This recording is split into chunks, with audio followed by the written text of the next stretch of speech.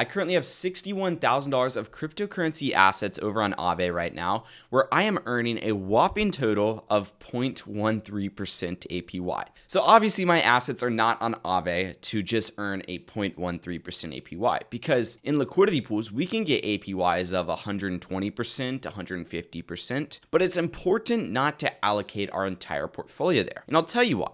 The reason why is because there are going to be instances in the market where, let's just say Bitcoin goes down 1.4% and Ethereum goes up 1.5%, which doesn't seem like much, but over a broader spectrum, that creates divergence basically, where Bitcoin does worse than Ethereum basically. One's going down, the other one's going up. And the further they are apart, the more divergence there is. Well, with that divergence comes selling of your assets in liquidity pools. You're always going to get sold into the asset that is underperforming. So I'm currently in a CBBTC to SOL liquidity pool. This is one of my smaller pools with about $10,000 of capital in it right now, and it's doing about a 50% APR.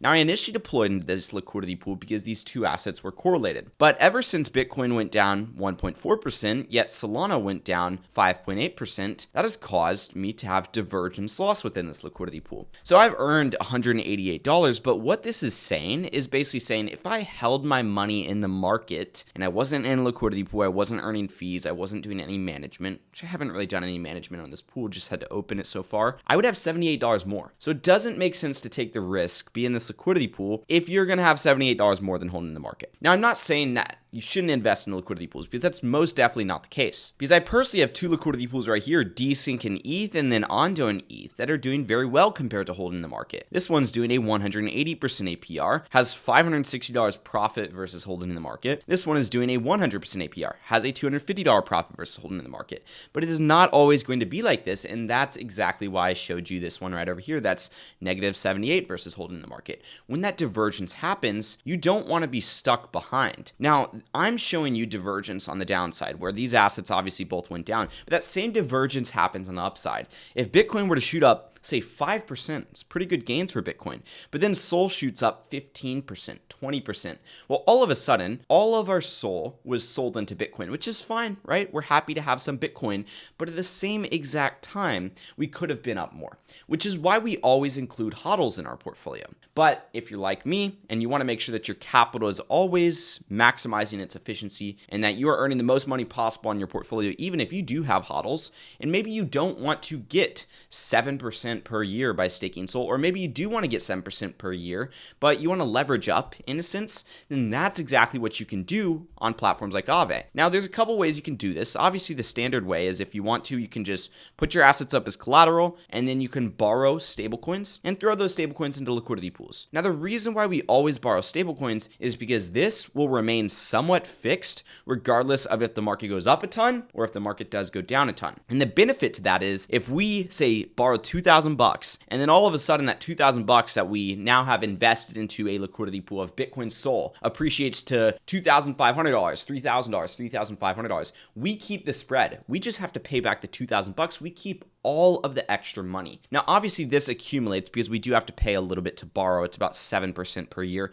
Not bad whatsoever. So that's one of the ways we can do it. Obviously the risk there is, let's just say the assets go down. You can't repay the borrow basically, so you can't get all of your collateral back. But that would basically look something like this. Let's just say that you had $10,000 and then you borrowed, let's just say $3,000 against it, right? And that $3,000 went into, let's just say, an ETH to SOL liquidity pool, right? For simplicity purposes. And this thing over here was earning you, let's just say, a 100% APR, just like that. Well, you're paying about 8% to borrow $3,000. You're earning a 100% APR, and then you also have exposure to, let's just say, ETH and SOL over here on the Linden section.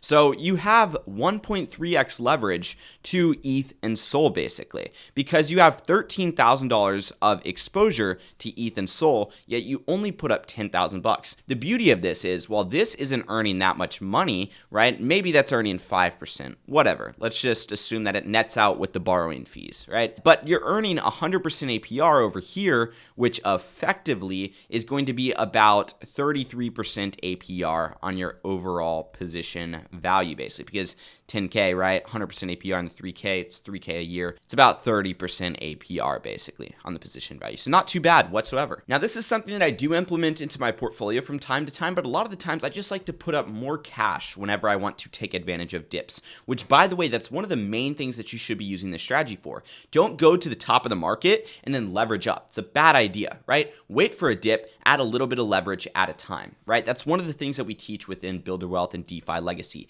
Add leverage slowly, dollar cost average into your leverage. Now, the personal strategy that I like to implement, and I am implementing and have made over $10,000 doing this bull market, and this is a very, very simple strategy, and keep in mind that's $10,000 in profit, is lend out assets. Let's just say you have $10,000, right? Borrow, remember, add into your borrow, add into your leverage over time. Don't do it all at once. Do it over the course of dips, unless you are very, very confident. Right before the presidential election last year, I had a very, very strong feeling and very strong conviction that the market was going to pump. So at $65,000 per Bitcoin, at roughly $2,500 per ETH, at like $14 per link, right? Look at those asset prices now. They're up tremendously, which is great, right? I borrowed 30% against my collateral. And again, that's what my $12,000 in borrows are right now, basically. But I took that money. So in this case, we're just going to use 10K and 3K. I took that, I put it into those assets as I normally would. So buy spot. And yes, I say spot because I just bought these assets. I didn't go and put them in a liquidity pool. And then when I bought those assets, I took them and I put them right back up right over here on the lend section, which took my loan to value ratio from being 30%, which means I'm borrowing 30% against my collateral. 3K divided by 10K equals 30%. It took that from 30% down to roughly 23%. And the reason why is because I put it right back up as collateral. Now, ultimately, if I wanted to, I can borrow a little bit more and get back up to 30% if I wanted to and have more leverage, but it's not what I wanted to do in that instance. This right here is called looping. And this is one of the flywheels that I like to implement on. The reason why is because I have safe leverage. I reduce my liquidation risk. So if the market drops 30%, 40%, 50%, I am not going to get liquidated. When we start to drop 55, 60%, that's where I have to get worried. Now, to show you exactly how this works, I currently have $61,000 of supply to assets. Now I have $15,000 or so of borrowed assets right now. Right now, my net worth is $46,000 on Aave in specific, right? We take 61 minus the 15 that I'm borrowing, that puts us at 46. That's how we get that net worth. But the thing is, I did not put up 46K of assets or anything along those lines. There's about $10,000 of profit baked in here because I borrowed roughly $9,000 of USDC whenever Bitcoin was at $65,000. Fast forward, we're now at $95,000. So we're up about 33% or 30% or so basically. I've made profit right there. Those assets are still up here and I plan on holding them throughout the bull market. Now, same exact thing goes with this USDT. This got put into Aave and put into Link and other assets basically. And as you can see, that has rose in price as the market has gone up basically. So the point is, this is just one of the many flywheels that you can execute on within your portfolio. And this is just one of the many advanced strategies that we teach in our DeFi Legacy program. And a lot of people have been asking me for it, asking me to explain what I'm doing on Aave right now, which is why I wanted to go ahead and put out this video. Guys, feel free to let me know what type of content you guys want to see next by just dropping a like, subscribe when notifications turned on, and of course, let me know down below in the comment section. And if you do want to get access to these advanced strategies in DeFi Legacy, there's a link right below this video to apply to work with us. Again, no pressure whatsoever. It's just there if you want to fast forward your success. I'll see you guys in the next one, and peace out.